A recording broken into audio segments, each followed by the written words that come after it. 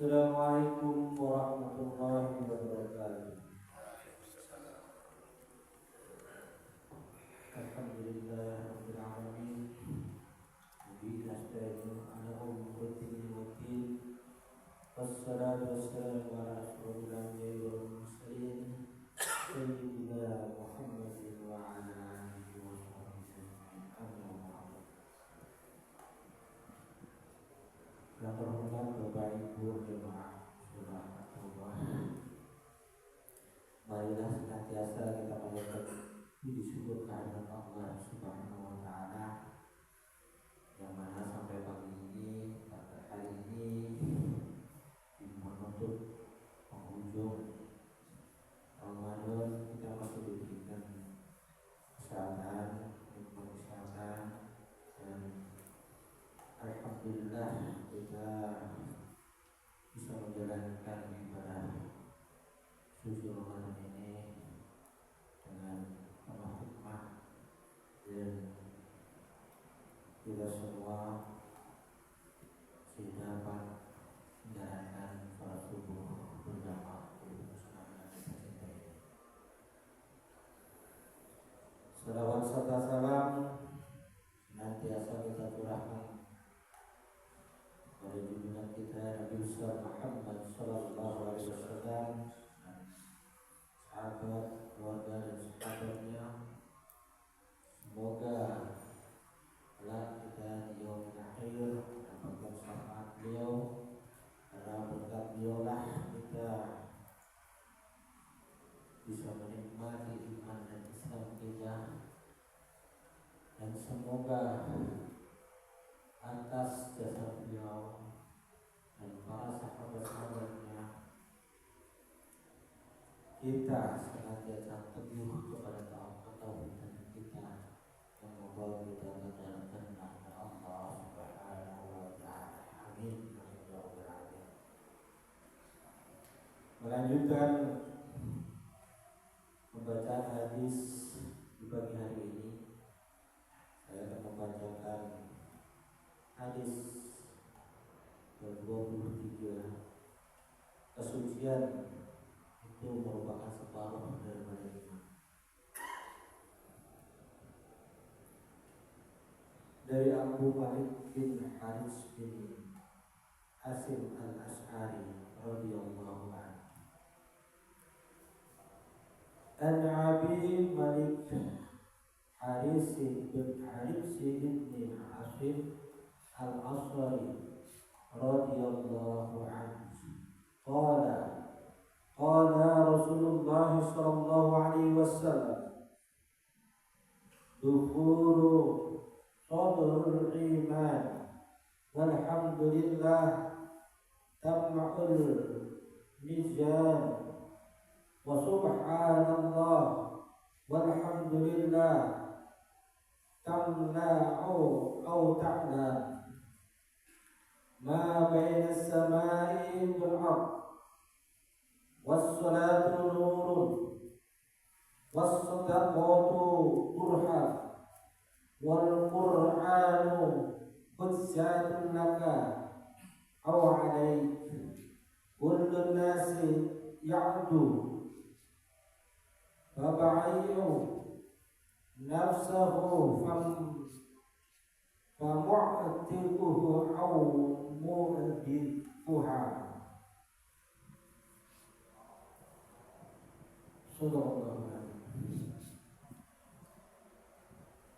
Makna dan terjemahan dari hadis tersebut dari Abu Malik al-Haris bin Hasim al-Ash'ari radhiyallahu anhu berkata, Rasulullah berkata,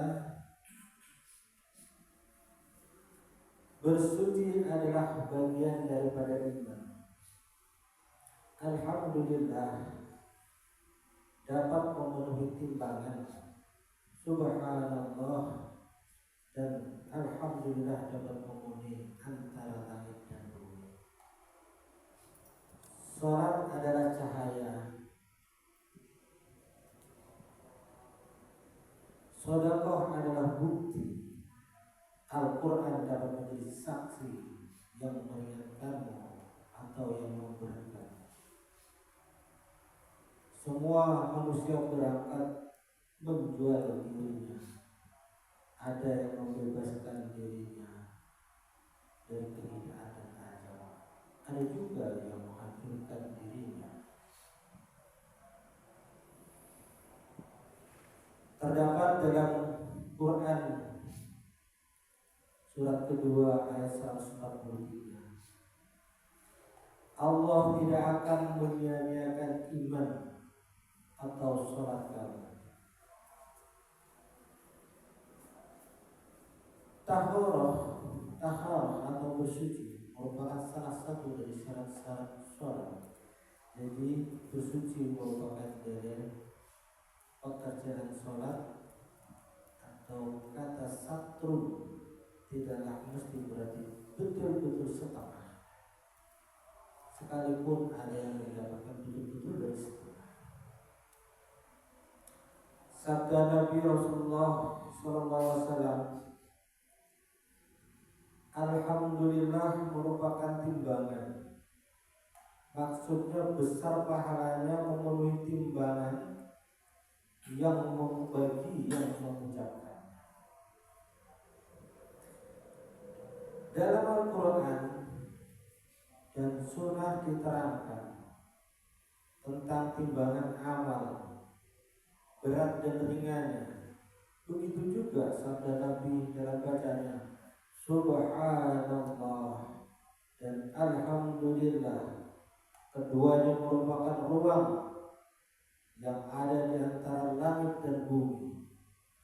Hal ini karena besarnya keutamaan ucapan tersebut dan berisi mensucikan Allah dari sifat kekurangan dan cacat. Alhamdulillah. Semoga senantiasa kita di dalam sholat kita tak lupa mengucapkan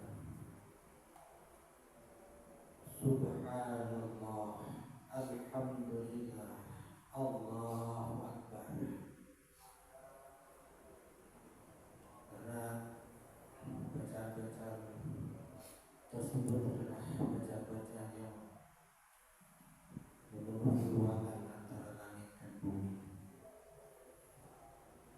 Dan senantiasa bacaan tersebut bacaan yang mengagungkan Allah Subhanahu wa Ta'ala. Selanjutnya tentang sabda Nabi yang menggambarkan tentang sedekah adalah pembela. Sedekah adalah pembela. Pengarang Alkitab At-Tazrih mengatakan maksudnya ialah dia akan membutuhkan pembelanya dari sedekah atau zakatnya, sebagaimana ia membutuhkan pembelaan dari sebagai bukti-bukti yang dapat menyelamatkan dari hukumannya. Seolah-olah seseorang jika kelak di hari kiamat dimintai pertanggungjawaban dalam menjalankan harta, maka sedekah atau zakat yang dapat menjadi pembela bagi dirinya dan memberikan jawaban. Misalnya ia berkata, aku gunakan hartaku untuk membayar zakat, maka alhamdulillah kemarin kita sudah sama-sama membayarkan zakat kita, zakat keluarga kita, anak kita, orang tua kita. Semoga atas zakat tersebut dapat menjadikan saksi kita di hari akhir, pada saat kita di padang mahsyar, pada saat kita seluruh umat manusia dimintakan pertanggungjawaban oleh Allah Subhanahu wa Ta'ala. Semoga jalan kita yang sudah kita serahkan kepada tugas dapat menjadikan saksi kita. Amin, amin ya rabbal alamin. Pendapat yang lain mengatakan bahwa maksud zakat atau sedekah adalah menjadi bukti keimanan pelakunya. Hari ini karena orang munafik tidak mau mengeluarkan zakatnya dan karena tidak meyakininya bahwa barang siapa yang mengeluarkan zakat, hal itu menunjukkan kekuatan imannya. Wallahu a'lam bishawab. Sabda Nabi yang lain, sabar dan cahaya. Maksudnya ada sabar itu adalah sifat terpuji dalam agama, yaitu sabar dalam melaksanakan ketaatan dan dalam menjauhi kemaksiatan. Yang demikian juga sabar menghadapi hal yang tidak disenangi di dunia ini. Maksudnya sabar itu sifat terpuji yang selalu membuat pelakunya memperoleh petunjuk dan mendapatkan kebenaran. Abu Ali Ad-Damqo berkata, sabar itu sikap yang tidak tercela dalam takdir, akan tetapi sekedar menyatakan keluhan ketika menghadapi cobaan, tidaklah dikatakan menyalahi sifat sabar. Allah berfirman tentang kasus Ayub, sesungguhnya kami mendapati dia seorang yang sabar, hamba yang sangat baik dan orang yang suka bertaubat. Quran surat Sad ayat 44. Padahal Nabi Ayub pernah mengeluh dan berkata, sungguh bencana telah menimpaku dan Engkau ya Allah adalah Tuhan yang paling membelas kasih. Quran Al-Anbiya 83. Wallahu a'lam bishawab. Dalam sabda Nabi yang lain, Al-Quran menjadi pembela kamu dan kepada musuh kamu. Maksudnya jelas, yaitu memanfaatkan jika kamu baca dan kamu amalkan, tetapi jika tidak akan menjadi musuh kamu. Ketika Al-Quran senantiasa dimanfaatkan, dibaca dan diamalkan, sesungguhnya Al-Quran bisa menjadi teman yang baik. Dan jika tidak dibaca dan diamalkan, sesungguhnya Al-Quran menjadi musuh kamu yang nyata. Dalam riwayat yang lain, sabda Nabi Sallallahu Alaihi Wasallam, setiap manusia bekerja lalu dia menjual dirinya, kemudian pekerjaan itu dapat menyelamatkannya untuk mencelakakan atau mencelakakannya. Maksudnya setiap orang bekerja untuk dirinya. Ada seorang yang menjual dirinya kepada Allah dengan berbuat ketaatan kepadanya, sehingga dirinya selamat dari azab. Seperti Allah dalam firman Allah Quran surat 9 ayat 119 yang artinya, sesungguhnya Allah membeli dari orang-orang mukmin jiwa dan harta mereka sehingga mereka mendapatkan surganya Allah Subhanahu wa ta'ala. Maka dalam kehidupan ini sesungguhnya kita bertransaksi dengan Allah Subhanahu wa ta'ala. Maka kami berwasiat dalam kehidupan ini yang disabdakan oleh Rasulullah SAW bahwa diri kita, keluarga kita senantiasa berjualan atau bertransaksi jual beli dengan Allah Subhanahu wa ta'ala.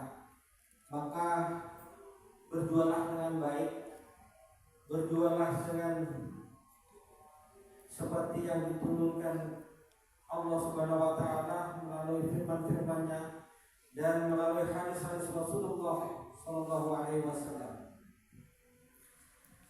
Ada orang yang menjual dirinya kepada Allah Subhanahu wa taala.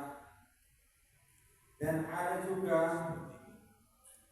orang yang menjual dirinya kepada setan dan hawa nafsunya dengan mengikuti bisikan-bisikannya sehingga dirinya menjadi tercela di hadapan Allah Subhanahu wa taala.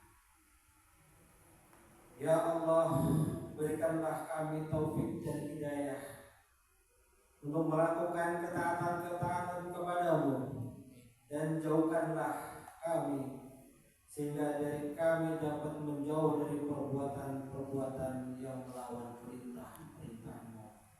Amin, amin ya rabbal alamin.